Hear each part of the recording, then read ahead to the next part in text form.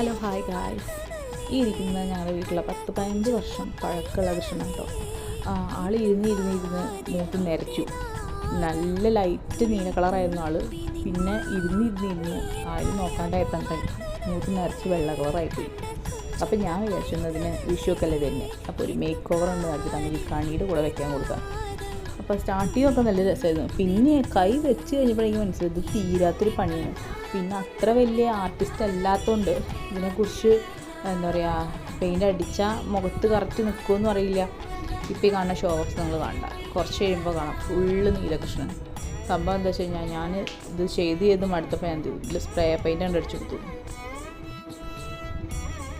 ഇപ്പം നിങ്ങൾ കണ്ടോട്ടിരിക്കുന്നത് spray paint അടിച്ചിരിക്കുന്ന Krishnan കേട്ടോ. അപ്പോഴാണ് ഇത് കറക്റ്റ് ഇതിൻ്റെ കളർ കിട്ടുന്നുള്ളൂ. ഞാൻ അടിച്ചു കഴിഞ്ഞാൽ പെയിൻ്റ് അടിക്കാൻ അറിയാത്തതുകൊണ്ടാണ് എന്താ അറിയില്ല, അത് കറക്റ്റ് വന്നിരുന്നില്ല. അതിനുശേഷം ഞാൻ വിചാരിച്ച ഒരു 1-1.5 മണിക്കൂർ കൊണ്ട് തീർന്നു. ഇല്ല ഗൈസ്, ഞാനൊരു 5-6 മണിക്കൂർ ഇരുന്നിട്ടുള്ള വർക്കാണ് നിങ്ങൾ ഈ കണ്ടുകൊണ്ടിരിക്കുന്നത്. അവസാനം എല്ലാ കാര്യങ്ങളും ചെയ്തു. പക്ഷേ എന്താ പറയുക, മൈൽ പീരീഡ് അങ്ങോട്ട് എത്തിയപ്പോൾ ഞാൻ ബ്ലാങ്കായിപ്പോയി. കംപ്ലീറ്റ് ഔട്ട് എന്ന് പറഞ്ഞാൽ കംപ്ലീറ്റ് ഔട്ട്. ഏത് പെയിൻ്റ് എടുത്ത് മൈൽ പീരീഡ് അടിക്കുന്ന അറിയില്ല. കുറേ കളർ നിങ്ങൾക്ക് കാണാം. കുറേ റോസ് മിക്സ് ചെയ്യും, പിന്നെ കുറേ വയലറ്റ് മിക്സ് ചെയ്യും, പിന്നെ ബ്ലൂ മിക്സ് ചെയ്യും. എന്ത് കളർ അടിച്ചിട്ടും മൈൽ പീരീഡ് കളർ വരില്ല. അവസാനം രണ്ടും കൽപ്പിച്ച് ഞാൻ ചെയ്തു, പച്ചയായിട്ട് കൊടുത്തു. ആരപ്പോൾ മയിൽപ്പീലിയൊക്കെ നോക്കാൻ പോകണം വെച്ചിട്ട് പച്ച കൊടുത്തു.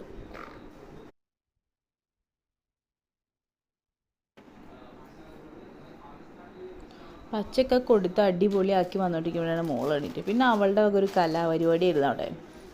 ആകെ കുത്തി വരച്ച് പെയിൻ്റ് എടുത്ത് കളിച്ച് എന്താണ്ടൊക്കെയോ അവളുടേതായ രീതിയിലുള്ള പെയിൻ്റ് അടി അവൾ നടത്തിയിരുന്നു.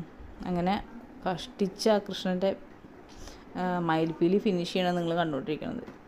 പിന്നെ ഒരു അല്ലറ ചില്ലറ പണികൾ ഈ പണി ചെയ്തുകൊണ്ടിരിക്കുമ്പോഴാണ് ഞാൻ ഓർക്കുന്നത്, ഈശ്വര ഇത്ര വലിയ പണി പെയിൻ്റ് പണിക്കാരെ സമ്മതിക്കണം കേട്ടോ. കാരണം ഓരോന്നും ഇങ്ങനെ ഡീറ്റെയിലിംഗ് ആയിട്ട് ചെയ്യണമെങ്കിൽ അതിന് ഭയങ്കര സ്കില്ല് തന്നെ വേണം. എനിക്ക് അത്ര വലിയ സ്കില്ലൊന്നുമില്ല. ഞാൻ ഈ തുടക്കത്തിൽ വെച്ച് വളരെ സിമ്പിളായിട്ട് കൃഷ്ണൻ്റെ പെയിൻ്റ് അടിച്ചാൽ പോരെയാണ്.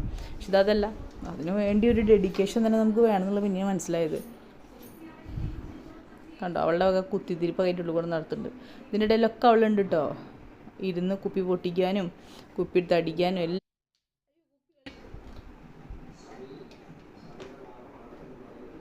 അവസാനം ഞാൻ വെള്ളച്ചോണം ഇതെടുത്ത് തീർത്തു. ഇതാണ് എൻ്റെ വിഷുവിൻ്റെ കൃഷ്ണൻ. പഴയ കൃഷ്ണനെ അവിടെ കൊടുക്കുന്നുണ്ട് കേട്ടോ. പഴയ കൃഷ്ണനാണോ പുതിയ കൃഷ്ണനാണോ ഭംഗികളെന്ന് പറയണേ.